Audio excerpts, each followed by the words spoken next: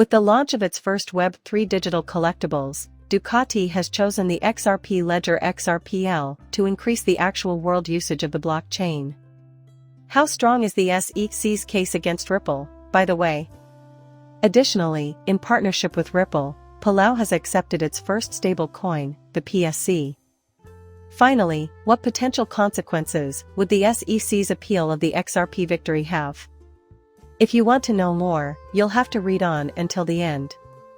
If this is something that interests you, watch this brand new video right now.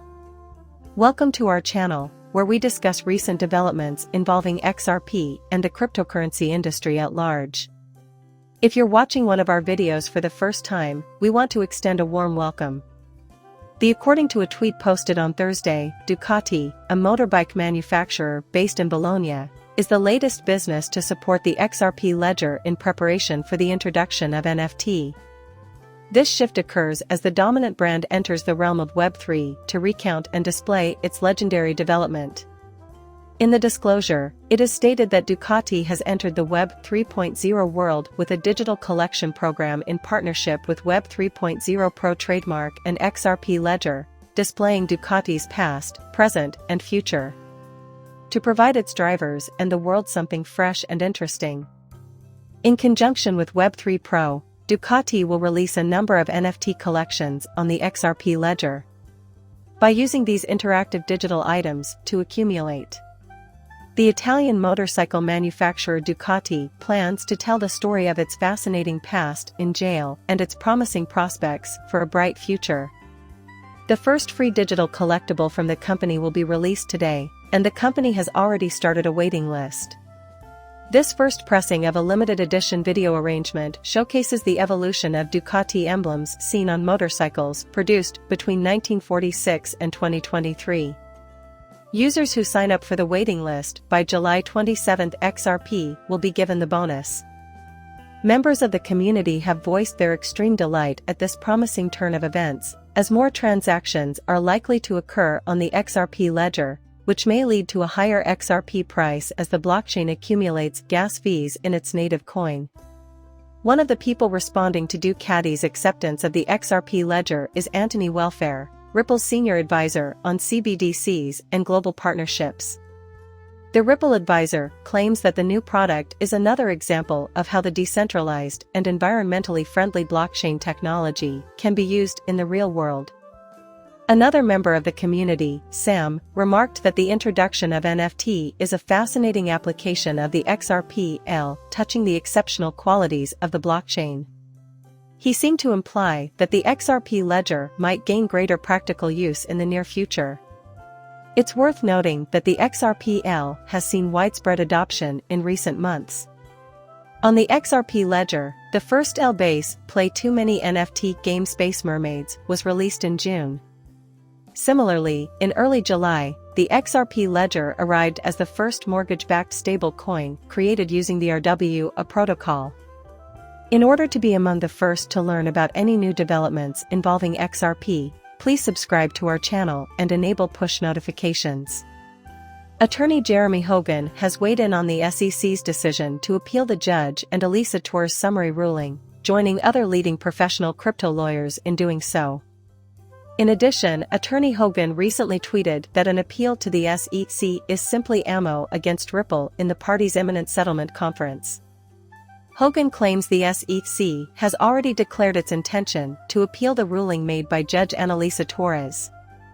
The judge found that XRP itself is not a security, hence the SEC lost part of their case, as was widely reported. Remember that the SEC has already made hints that it intends to challenge the ruling. Judge Torres's ruling was quickly followed by a statement from the SEC, saying it was still examining the decision. A few days later, SEC Chair Gary Gensler voiced his displeasure with the ruling on programmatic sales by the Ripples. The Commission's indication that the summary judgment was wrongly decided after Terraform Labs and its founder Du Chuan tried to use Ripple's win to get the cases against them dropped is an interesting twist. It argued that Judge Torres's summary judgment ruling in favor of Terraform Labs should be disregarded. With due respect, the court should not adhere to those parts of Ripple that were incorrectly decided. There has been some speculation that the CEC intended to appeal the judgment, and the SEC staff is currently weighing all of the available options before making a recommendation to the SEC to seek its review. Reacting. Hogan claims there is no other explanation for the SEC's recent comments except an intention to appeal the ruling. At the same time, a settlement conference between the SEC and Ripple must be scheduled for one of 3 available dates. The session will be presided over by Magistrate Sarah Net Byrne, who ordered the SEC to provide up Hinman's records. According to the news, Magistrate Net Byrne requested that the parties choose 3 possible dates for a settlement conference. Dates must be selected at least 6 to 8 weeks in advance due to the court's busy schedule. It's important to remember that the parties have met for settlement talks before. However, they were unable to settle their differences. Some XRP supporters think the parties will finally reach a settlement at this conference because it follows the summary judgment ruling. In the meantime, Ripple has made it clear that the only way it will settle with the SEC is if XRP is deemed not to be a securities. If the SEC does not rule that XRP is not a security, the blockchain business has threatened to go all the way to the Supreme Court. Since Judge Torres has already determined that XRP is not a security, Ripple is currently in a stronger position going into any potential settlement talks. In addition, J. Hunter Anson, director of Paleo's digital residency program, recently took to Twitter to announce a major milestone for the cryptocurrency industry as a whole, and the Ripple community in particular. The director of Paleo's National Treasury and a senior engineer and lead project manager from Ripple came together to celebrate the successful minting of the first Paleo stablecoin PSC. The debut of the PSC was celebrated at a special event in the country's capital, Koror, to highlight its significance in the ongoing partnership between the government of Palau and Ripple, through which the PSC's potential and various uses in the country would be investigated.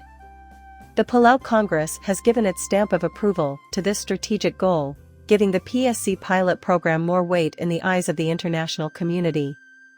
It's important to note that the XRP ledger XRPL powers the PSC stablecoin. The key question of the day is, what potential consequences could the SEC's appeal of the XRP victory have? In order to be among the first to learn about any new developments involving XRP, please subscribe to our channel and enable push notifications. Scott Milker, a well-known member in the crypto community and an advocate for Bitcoin, recently tweeted that Ripples and XRP are the winners of a court struggle that the crypto world has been watching closely for nearly 3 years. Despite reports that the U.S. Securities and Exchange Commission (SEC) is considering appealing the victory in the Ripple lawsuit, Milker argued that the future appears to be on the Ripple side, saying that XRP is not a security and will remain so for at least the next 2 years. In addition, Milker thinks the reasoning behind why cleared XRP is not security status could be applied to practically all coins, making them exempt from the SEC's regulatory oversight. In light of pro-XRP attorney John Deaton's argument that the SEC's appeal of the court ruling is hardly a defeat for Ripple or XRP, Milker voiced these opinions.